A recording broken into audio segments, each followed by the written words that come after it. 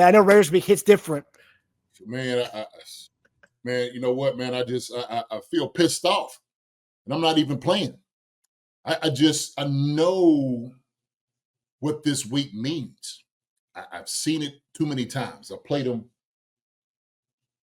my 11-year career, and I know what these jokers are about. I know how they feel. I know how they feel about us, and the feeling is mutual. It really is.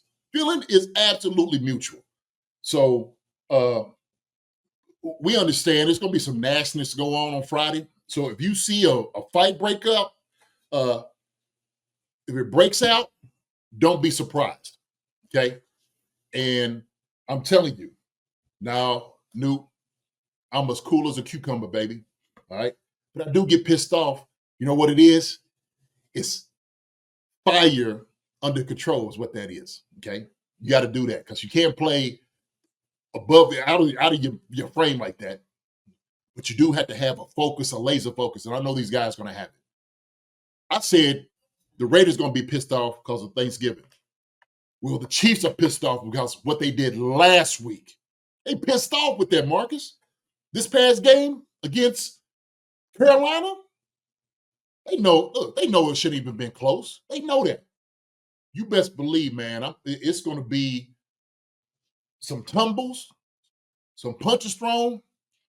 You might see somebody get ejected.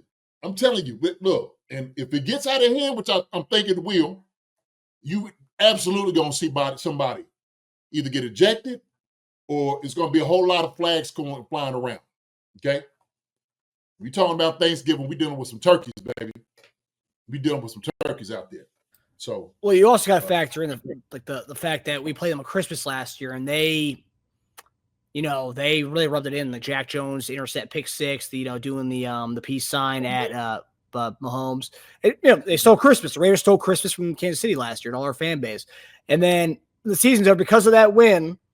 Yeah, Antonio Pierce going on a podcast saying they cracked the code. They know how to beat the Chiefs. You beat them up. You get to them like the Pistons, the bad boys Pistons. That's how you beat them. And then we beat them a couple weeks back. But now we just kind of see it flip the switch. Now it's another holiday that we're playing on, the first ever Black Friday game, or the second Black Friday game. And now we're going to play them on Black Friday, and we have a chance to take away from their Thanksgiving weekends or their holiday weekend. So it's I think you're right. I think the guys are going to be pissed off. Like you might see some unsportsmanlike flags after the plays. Oh yeah, and I guarantee he's giving them the green light to do it. He said, "Look, hey, if you're getting ejected for something good and it's something passionate, then go ahead, get it done." These guys are coming in, man, try to win this game. And they believe that the Chiefs are wounded. They don't believe the Chiefs are that team. And they said, you know what? If Carolina took them to the last, it took Patrick Mahomes to do something heroic to win that game, we're going to win this one. We're going to go in and we're going to spoil their game again. That's what they feel like. So they're coming in. They was a Grinch last year. Who would they be? They could be the Great Pumpkin. I don't know, Charlie Brown. I don't know what it is. What's the villain on for Thanksgiving?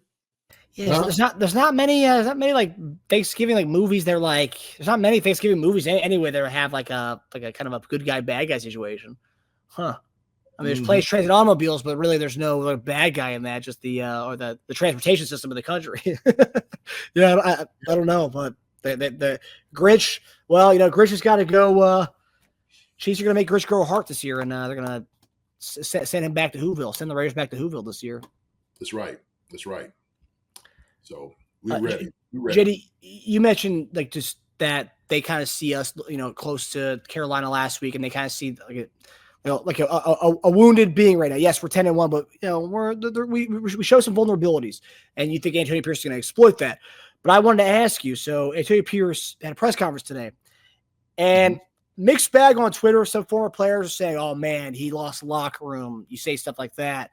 And I'm curious what you think about it because you're very level-headed guy. You can see things, from how players might perceive it. So I'm curious to hear what your response is to it. It's only a 15-second clip. I'm going to play it here. I'm very curious to what you have to say, what Antonio Pierce said, especially with heading into this game 2 days before the game. So this is Antonio Pierce today on playing the Chiefs. Yeah, it's called spade to spade, right? The best team in football against the worst team in football. Let's change the narrative, right? Let's go out there and make it a dog fight. Let's make it ugly. Let's make it scrappy. It's Black Friday. Let's create a little chaos. Let's get back to Raider football and have some fun and some personality. Let it loose. Do you see it as if you were a player and you heard your team say, or you heard your coach say that, Vermeil said that, what would you be thinking? What would you be thinking about that? Well, Vermeil would never say that. And Antonio Pierce, the way he's saying it to the media, is something that he's totally doing different in the meetings. Believe me. Okay. So, yeah, to the media, you see one face, right? And then the other face to the team is something totally different. And so, yeah, he'll say, hey, look, and he's probably said, yeah, they think we're done. They think we're the worst team in football.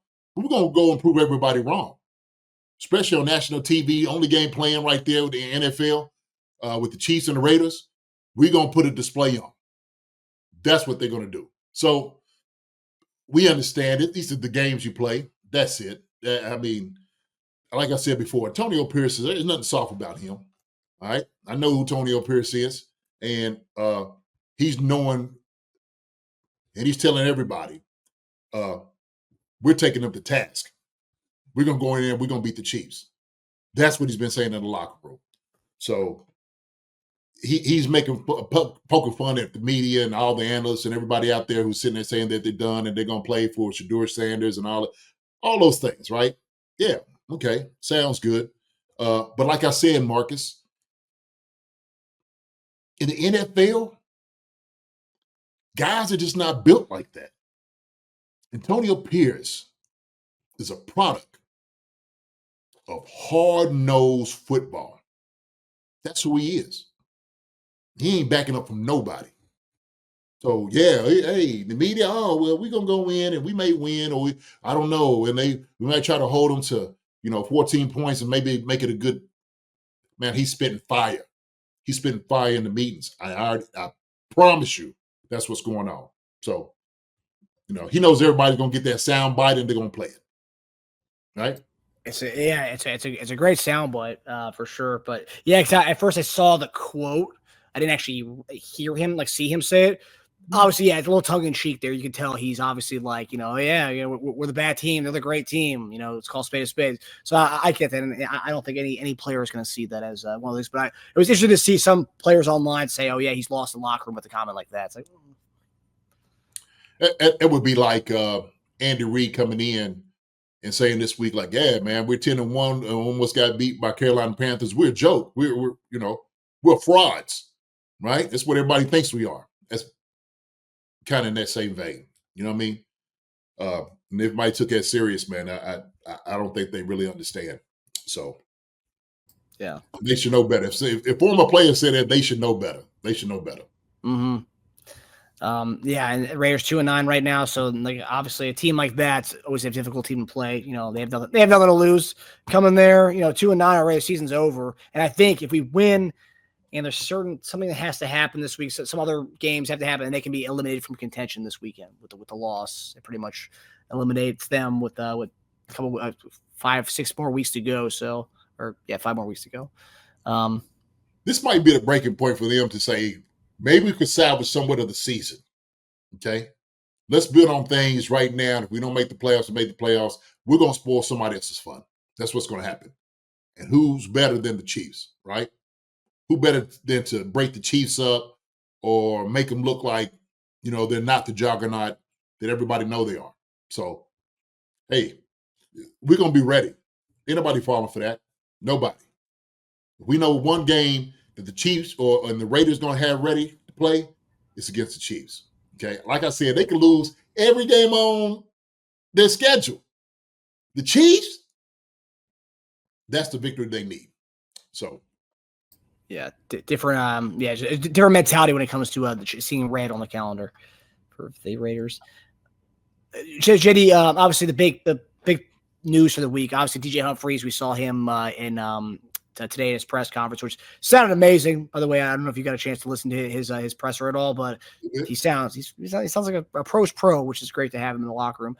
But obviously, Omenihu and Pacheco coming back. They're on track to play Friday. Pacheco, it seems like it's going to be more of he's not going to get the full load as some think, but he's not going to get the full load based on what Nagy said yesterday, kind of work him in slowly with Kareem there. But then Omenihu, which we've talked about, you mentioned in your keys to victory, Karlaftis only 4 sacks this year. I mean, it's just no one's really like been that guy to kind of excel from Chris Jones's triple teams and double teams. But now Omenihu comes back. Now, what are realistic expectations for Omenihu and Pacheco this week for you? Real expectations. I'm thinking, okay, well, I'll start with Pacheco first. I think Pacheco, we need to get him going. I'm saying that we need to carry the ball at least 25 times, at least 25 carries. Not just to Pacheco, but I'm saying between him and Kareem Hunt, at least 25 carries, right? So whether it be 15 with Kareem and 10 with Pacheco, that's a good mix. That's a good mix. And so we try to go ahead and get him acclimated back in. How do you feel? What does it look like? Okay. And Kareem, yeah. And Samjay's going to, he'll get a little look. He'll probably be in there more in the passing downs, maybe, pass protection and whatnot. So he'll be involved more in that, in the passing game, I think, Witchy, more so than the running game. They're going to hand the ball off to in Kareem Hunt and Pacheco. That's what they're going to do. And so that's what we're looking for on the offensive side of the ball with Pacheco and his contribution to the team. Now on Omenihu, realistic expectations. I think he's going to be on fire. I think he's going to be ready to play. He's almost going to be so hyped up that they might have to calm him down, because he's just going to try to get as much of a sample size as he possibly can. He's going to try to get in there as much as he possibly could get in. But I do believe his impact as far as like trying to bring pressure, I think he's ready. Matter of fact, I know he's ready. If he's been out there playing, and when I spoke to him, okay, he was just telling me how much he was just yearning to get back on the field and do what he's doing. And like you seen on his tweet today, he was talking about how people had counted him out and, you're not going to be ready, not going to be the same guy. Do we need to, pay him, and is he worth the money, and all those different things. And so I tell you what, man, he was pissed because, he was sitting there saying, man, big fella, OG, I ain't never really been hurt in my life. I ain't never been hurt on the football field. It's the first injury. And then all of a sudden, guess what? Now I'm not the guy that everybody thought it was. If you look at my pressures last year, you seen what I was able to do. I said, man, I seen you. I know. And I was like this, man. You know who you are. I can see it in you. You know who you are. You ready. I said, when you come back, man, I'm telling you, it's going to be a hero's welcome. That's what it's going to be. And I said, when you go out there, man, you go out there and you wreak havoc on everybody you in front of. He's like, yeah, true.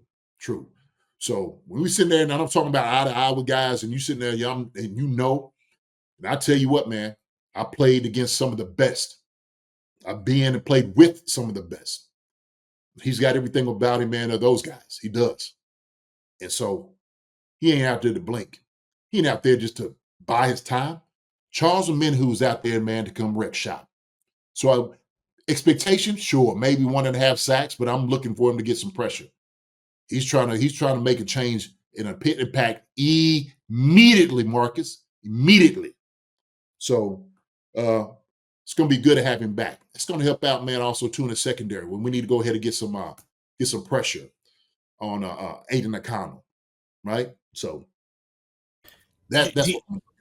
Do you think, based on because that was a couple weeks, that was like three weeks ago ish when he played the Buccaneers, when you saw him, was that do you think he was ready then? And do you think they've because I'm curious about snap count wise. Do you think it's gonna be what kind of snap count do you think he's gonna be on? Do you think they waited this long because he to make sure when they brought him back he was ready to bring him back full on go, or is it still gonna be like let's wait it out a little bit? You're gonna work him in, right? You can't give him just a full plate when he comes in. Okay, I think that would be foolish. But if he's sitting somewhere around 30% of the snaps, 40 somewhere around there, that you're trying to get him in and move him in, that's what you're going to do. You're going to check and see how he feels about it, right? How do you feel? What's good? And he's going to be like, yeah, I feel good. And sometimes like, okay, we got to just, tether you back a little bit. But he'll be on downs that we need for somebody to make a play. I guarantee you, he will be in there. He will be in there. Come on, baby, go. Yes! That's a first down, it's a first down. This football season, I'll be putting down normal sodas like Coca-Cola for Olipop. Olipop offers a healthier alternative with its low sugar content and natural ingredients. Olipop is more than just a drink. It's a wellness companion that supports your digestive health. Packed with prebiotics, this fizzy elixir helps promote good bacteria in your gut, leading to improved digestion and overall well-being. So go ahead, click the link in the description and use promo code SODALOVE and get your can of Olipop so you can enjoy the game guilt-free. Go Chiefs. Use the promo code SODALOVE for 15% off now. I think we'll give him what he wants. But also, too, when we need to hold him back, we will. We will. And we expect his presence to boost everybody else up, their play around him. Okay? Because when you got somebody else in there, man, hungry like a dog, and you sitting over here and you look at these dogs around and looking for some meat and all of that, like wild dogs, hey, man, who's going to be the big bad dog? You know what I'm saying? Who's going to be that guy to come in and get all of that, right? I think Omenihu's going to be in there, man. He's going to make his way. He's going to make his presence felt immediately, like I said before. So, it could come at a better time, man. Mike Brad, Dynasty, Omenihu's bend. Yeah, I obviously he's hungry and ready to go. I mean, you followed his Twitter account all season long since this is the injury last year. You could tell he was dying to get back out there badly. Yeah. Shoot. I'm sitting over saying, man, look, 90. Look, when we sitting over there, I'm telling you on the sideline, just talking, we had a great conversation about 15 minutes. You know, just talking about, you know, how do you feel technique wise? How do your hands, upper body, is it strong? What's all your workouts to get yourself back together? And, we had a good conversation about that. And I told him before, how I had been hurt, and the hardest thing to do is just to watch from the sideline what's going on. That's a tough place to be. And so now we're gonna turn him loose. So I'm excited. I think Omenihu's going to come out here, man, and make an impact. Like I said before, everybody's going to be happy with it. Everybody's going to be happy. And then when he comes off, go ahead and ice your knee down and get ready, and we'll get ready for the next week after that. But I see these two guys making that type of impact. Now, going to how Omenihu felt about the injury, I want to say something about Humphreys. Humphreys in his press conference was sitting there saying, man, when you think you were this guy and you might get something done during the off season and all of a sudden you get hurt and then the phone stops ringing and you feel disrespected. That's how you feel. Feel like a piece of meat or that you're just something that they could just throw away. And like you said, and I felt that. When he said it, I was like, I know exactly how that feels. Oh, okay. Hey, man, good job. Appreciate you. Thank you. Right? And so you could see the joy on his face. You could see it. He signed with the Chiefs. He was like, hey, man, look, I don't need a selling point. I don't need D-Hop and them guys to, sell me on to come to the Chiefs. His son was trying to tell him, he's like, man, this is where I want to be. Everybody wants to come here and come play. Who I seen the kid, the running back from Boise State was sitting there saying, like, look, if I come into the Chiefs, we're going to win Super Bowls after Super Bowls. Who don't want to come here and play? Who don't?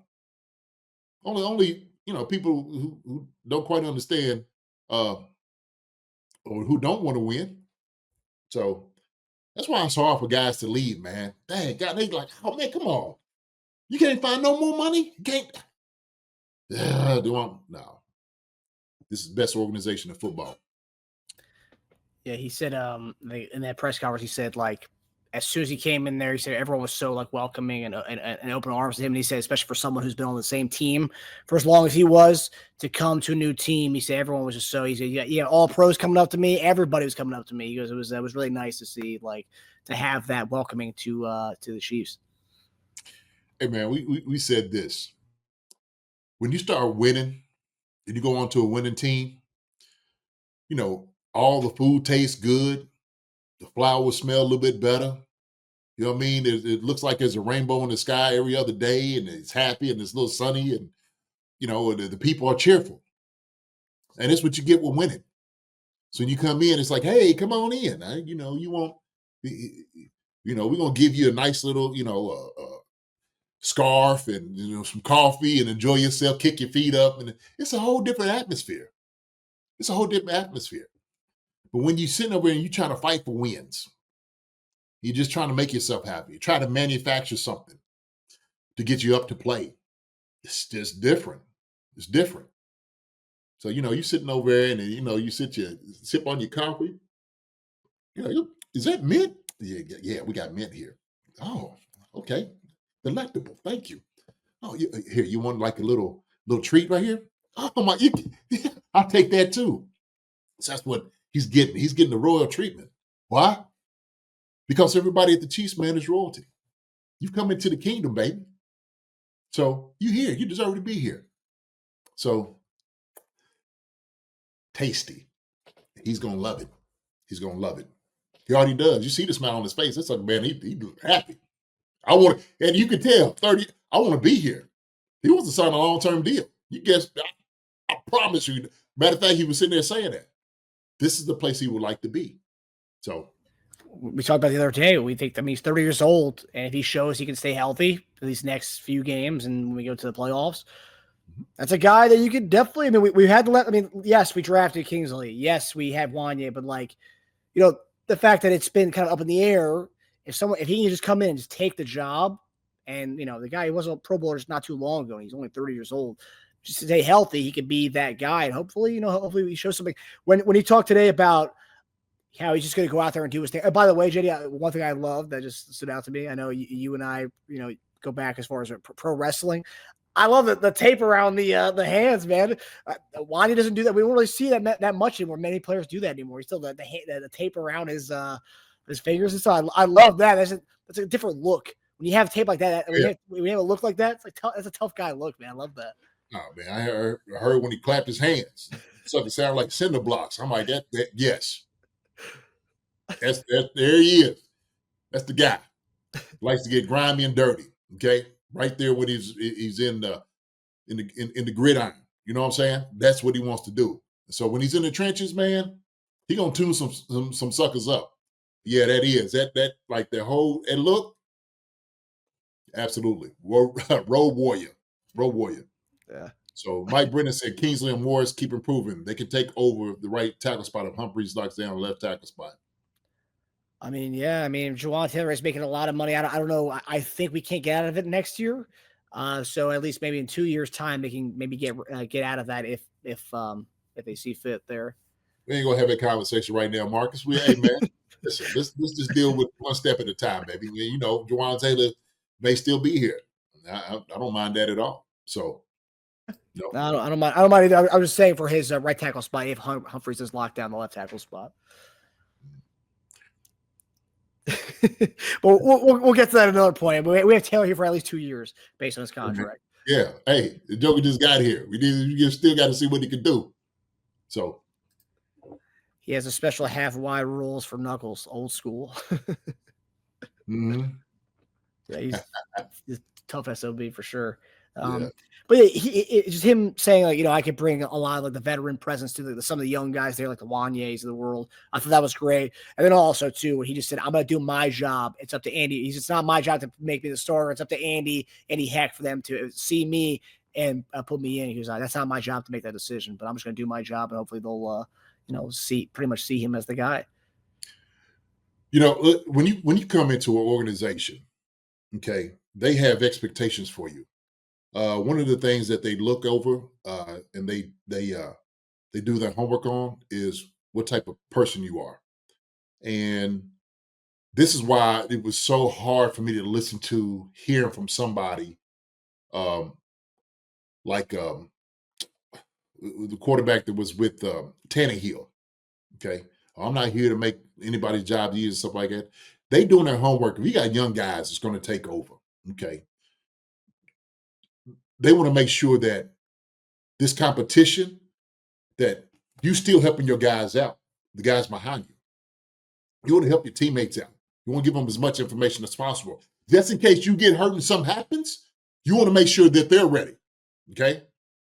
And so one of the most selfish things that a player couldn't do is sit there and look for their own teammates' demise, okay, or for him to fail. That's not who you want on your team, okay? And that just rang to me when I heard Tannehill say that about, oh, I'm not, it's my job to get those guys ready. That's what showed me who a guy like that is. That's character. That's a character issue. It really is. So you want everybody to be well. Now, look, he beat you out fair and square in competition, so be it. That's just how the cards just, how they just fell, how they laid. But for you not to put and give a little bit of effort, some of your knowledge and information and wisdom to younger players is one of the most selfish things you could possibly do as a player. I'm sorry.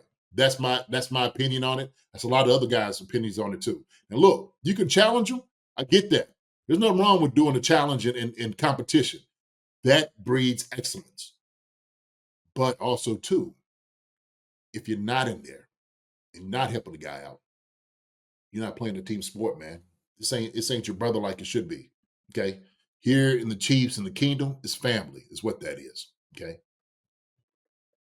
Especially as a quarterback, too. The whole Tannehill thing never made any sense. You're the leader of the team, dude. I mean, what are you doing? You're supposed to be the lead by example guy. Like anything a team does, you look to the quarterback first.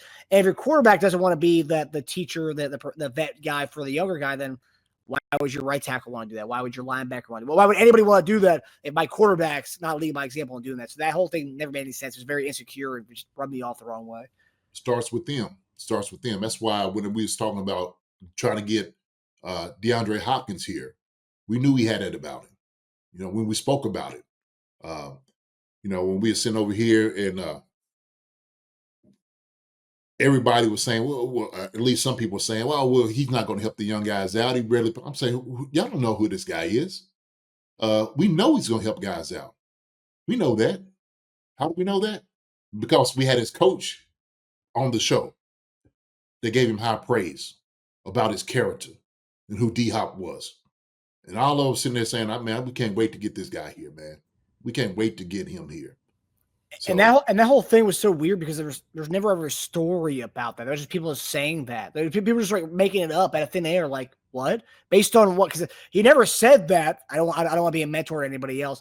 That was like a made up thing that people just said about DeAndre Hopkins, which has never made any sense to me. It was just people who were trying to be like right about their opinion. Oh, I don't want him here because look, he's not a good leader, and we don't want that in our locker room. Yeah. Based on what you made up out of thin air, I don't know. And you need that. You need a wily vet, a guy that knows what they're doing, because it makes the coach's job a lot easier. We know that it's a culture, and so that's very important. Shout out to Larry Kirksey also for him coming on the show, who was D-Hop's coach, who was Jerry Rice's coach, who was Terrell Owens' coach. So Larry, if he's a product of Larry Kirksey, we know what he was going to get with D-Hop. We knew that. So Larry's wide receiver maker. Yes, sir. Yes, sir. One of the most humble guys, man, but one of the best coaches out there, period. So we're going to have to get him back out here, man. He said he enjoyed the show. He said he would. He said, JD, man, give me a call. Give me a call. I said, man, yeah, absolutely, I will. Yeah, it was fantastic. He was a breath of fresh air. Yeah, definitely love to get him back on, especially now we have D-Hop on. I'd love to see what he's seeing from D-Hop right now, and maybe if he hasn't even heard from D-Hop, he can give us some more insight on it. But yeah. D-Hop's out there recruiting guys to come to Kansas City, so obviously D-Hop is liking where he's at. And I also heard another thing the other day, like then again, people making stuff out of thin air. The fact that D-Hop's not getting a lot of playing time because they don't want to convey an earlier pick. Because we give a 4th round pick if he plays 60% or more snaps, and we win a Super Bowl, or we get to the Super Bowl, and people are like, "Oh, well, I'm sure that's going to rub D-Hop the wrong way. That he's not getting 60% of snaps." Like, as long as we're winning, as long as he's having a good time, I don't think he cares, and I think he'll stick around in Kansas City because he's been on the other side. He got the bad grade. He played for Tennessee. He played for some really crappy teams. I think he's okay to be in a winning organization. Yes. Yeah. Look, D Hop's the first ballot Hall of Fame ballot. He should be first ballot Hall of Famer. First ballot. So he's got everything, man. But the Super Bowl's been eluding him, but he can get that here. And you could just tell just by his disposition how the rapport he has with Patrick and Andy. He's at the right place, man. We're going to get this thing done. Believe me, it's all said and done. We're going to get this thing done. Hi, everybody. Thanks for watching. Subscribe here to get the latest from the show. Also, be sure to check out the best clips from Chief Concerns. And if you prefer to listen to the show, subscribe and follow us on Apple Podcasts, Spotify, and anywhere else you get your podcasts.